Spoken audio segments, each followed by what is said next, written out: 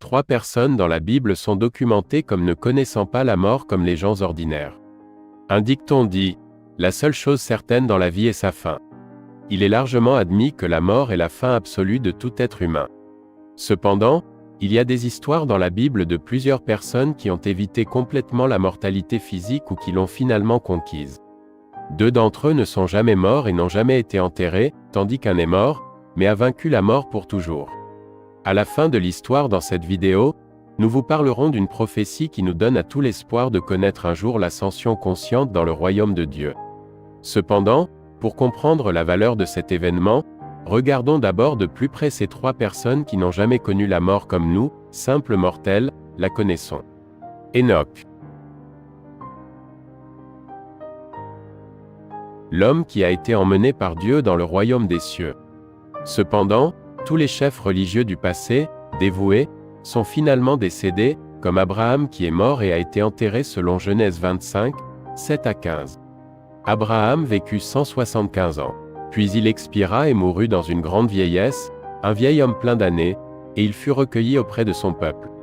Ses fils Isaac et Ismaël l'enterrèrent dans la grotte de Macpéla, près de Mamré, dans le champ d'Éphron, fils de Tsor le Hittite, le champ qu'Abraham avait acheté à Hittite.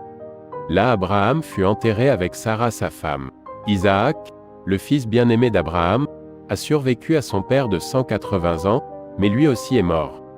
De même, Jacob, Noé, Gédéon, Isaïe et Paul sont tous morts, généralement de cause naturelle, à l'exception de Paul, qui aurait été décapité sous le règne de Néron. L'exception est Enoch, qui a été pris par Dieu et n'est pas mort ou n'a pas été enterré. La Bible dit qu'il a marché avec Dieu pendant 365 ans et ensuite n'était plus, car Dieu l'a enlevé. Le livre des Hébreux explique en outre qu'Enoch a été retiré de la vie sans connaître la mort, et avant qu'il ne soit pris, il a été loué comme un homme qui a plu à Dieu. La plupart des gens familiers avec la Bible diront qu'il y a d'autres personnes nommées Enoch là-bas. L'un d'eux était le fils de Caïn, et 2 autres étaient les fils de Madian et Ruben respectivement dans Genèse 24, 4 et Genèse 46, 9. Mais seul cet Enoch dont nous parlons, le fils de Jared, est celui qui a marché fidèlement avec Dieu et qui n'est pas mort avant d'avoir été emmené au ciel. Tout comme Moïse l'a enregistré dans le livre de Genèse 5, 22 à 35. En fait, et Enoch marcha avec Dieu, signifie qu'il était fidèle à Dieu tout au long de sa carrière terrestre. Et ce n'était pas. Cela signifie qu'Enoch n'est pas mort et n'a jamais été enterré. Son corps n'a jamais été retrouvé. Parce que Dieu l'a pris. Cela signifie que Dieu a personnellement enlevé Enoch de la terre afin qu'il ne connaisse jamais la mort et n'ait jamais été enterré comme les autres personnes de son temps. L'auteur de l'Épître aux Hébreux, qui est l'un des livres inclus dans le Nouveau Testament, nous donne un aperçu plus approfondi de ces récits. Par la foi, Enoch a été retiré de cette vie, afin qu'il ne goûte pas la mort. Il n'a pu être trouvé, parce que Dieu l'avait pris. Car avant qu'il ne soit pris, il fut loué comme un homme qui plaisait à Dieu. Hébreux 11, 5. Que savons-nous d'Enoch? Des vidéos détaillées sur les livres d'Enoch peuvent être trouvées sur notre chaîne. Ils ont été considérés comme non canoniques et rejetés par l'Église. Cependant, Genèse 5, 21 à 25 parle d'Enoch, l'homme consacré. En lisant ce qui est écrit, nous pouvons comprendre que Enoch est le fils de Jared. Cela fait de lui le petit-fils de Mahalalel, qui est le père de Jared. Enoch est né lorsque son père, Jared, avait 162 ans. Enoch était le père de Mathusalem, selon la Bible, c'est la personne qui a vécu la plus longue de l'histoire de l'humanité, 969 ans. Enoch avait 65 ans lorsque Mathusalem est né.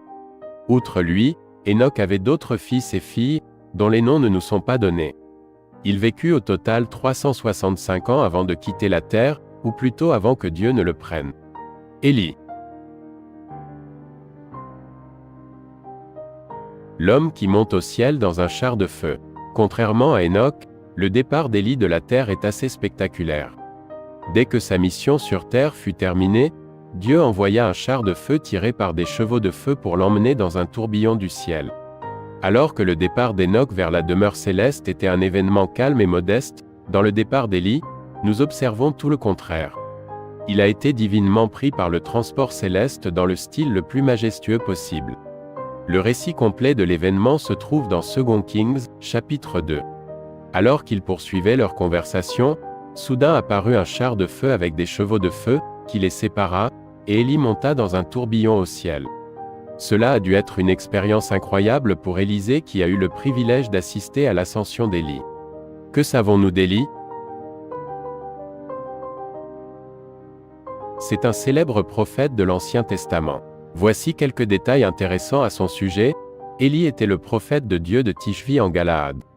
Élie appelle le feu dans le contexte du conflit entre lui et les faux prophètes de Baal. Il est le prophète qui annonce la sécheresse qui a duré dans le pays pendant 3 ans et demi. Élie a prié à nouveau et les pluies sont revenues sur la terre. Pendant la famine prolongée, Élie a été nourri par un corbeau envoyé par Dieu. Élie a également reçu de la nourriture d'une veuve à Sarepta, puis a miraculeusement multiplié ses provisions. Élie a prié pour un garçon mort et il est revenu à la vie. Jésus. L'homme que la mort ne peut pas tenir dans ses griffes. Contrairement à Enoch et Élie, Jésus a subi les effets physiques de la mort. Il a été brutalement tué par crucifixion et enterré dans une tombe. Cependant, le 3e jour, il est ressuscité. Maintenant, Jésus est vivant dans l'éternité. Mais il est vivant, non parce qu'il n'a pas goûté la mort, mais parce que bien qu'il l'ait vécu, il l'a vaincu. Ceux qui ont été ramenés à la vie dans la Bible sont finalement morts à nouveau plus tard. D'autre part, Jésus est ressuscité des morts et ne mourra plus jamais. La résurrection de Jésus représente la victoire éternelle sur la mort. L'auteur des Actes des Apôtres nous donne un aperçu étonnant de la victoire de Jésus sur la mort, mais Dieu l'a ressuscité, le libérant de l'emprise de la mort parce qu'il était impossible pour la mort de le tenir en son pouvoir. Un autre passage parle de son ascension. Après avoir dit cela, il fut enlevé sous les yeux de ses disciples, et une nuée le déroba à leurs yeux. Que savons-nous de Jésus? Au cœur de la Bible se trouve Jésus. C'est pourquoi il y a beaucoup d'informations que nous connaissons et que nous avons à son sujet. Soulignons seulement le plus fondamental qui est lié au sujet de cette vidéo et dont nous aurons besoin pour comprendre ce que nous allons partager ensuite. Le Christ est la 2e personne de la Trinité. Il est le Messie, le Sauveur du monde. Pendant qu'il était sur terre, il a accompli d'innombrables miracles. Il est mort pour racheter l'humanité du péché et de Satan. Il a été déposé dans la tombe, mais le 3e jour, il en est ressorti vivant. Vaincre la mort et monter au ciel. Jésus reviendra pour juger et gouverner le monde. C'est précisément ce dernier qui conduit à une prophétie qui est récemment devenue de plus en plus connue. Selon les chrétiens, le 3e qui n'est jamais mort n'est pas seulement le Christ mais tous les chrétiens. Cette croyance est soutenue par la seconde venue de Jésus. Il reviendra pour le salut de ceux qui l'attendent. Le but de sa venue est le salut final de tous ses enfants de tous les âges. C'est le salut pour tous les chrétiens. Nous en trouvons la preuve dans les prophéties du premier livre de Thessaloniciens, c'est pourquoi nous vous le disons par la parole du Seigneur, que nous qui resterons en vie jusqu'à l'avènement du Seigneur, nous n'atteindrons pas les cieux parce que le Seigneur lui-même descendra du ciel avec un cri de commandement, à la voix d'un archange et au son de la trompette de Dieu, et que les morts en Christ ressusciteront premièrement, alors nous qui serons restés vivants, nous serons enlevés ensemble avec eux dans les nuées pour rencontrer le Seigneur dans les airs, et ainsi nous serons toujours avec le Seigneur. Après tout, 2 personnes dans la Bible n'ont pas vu la mort physique. Elles ne sont ni mortes ni enterrées. Un seul homme a vu la mort mais l'a vaincu, il est mort et il a été enterré, mais il est sorti vivant de la tombe, enveloppé d'une puissance et d'une gloire sans précédent. Enoch n'a pas connu la mort physique. Dieu l'a simplement retiré de la terre. Élie n'est pas mort d'une mort physique. Dieu a utilisé un char de feu dans un tourbillon pour le retirer de la terre. Jésus est mort, mais il est ressuscité et est monté au ciel.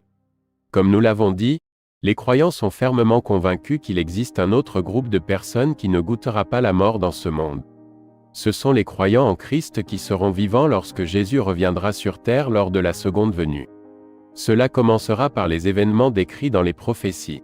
De nombreux chrétiens croient que ce processus a déjà commencé et que le moment du retour de Jésus sur terre est beaucoup plus proche que nous ne le pensons. Beaucoup de gens, bien sûr, ne croient pas à tout ce que nous avons dit, et c'est leur droit. Chacun a sa propre vérité et elle doit être respectée et non imposée à quiconque. Partagez avec nous dans un commentaire. quelle est votre vérité sur ce sujet? Plus de vidéos sur notre passé, notre futur et notre présent sont disponibles sur notre chaîne. La conscience vous incite à sortir du cadre général et à continuer à chercher de nouvelles connaissances car, si nous pensons tous pareil, alors quelqu'un ne pense plus du tout.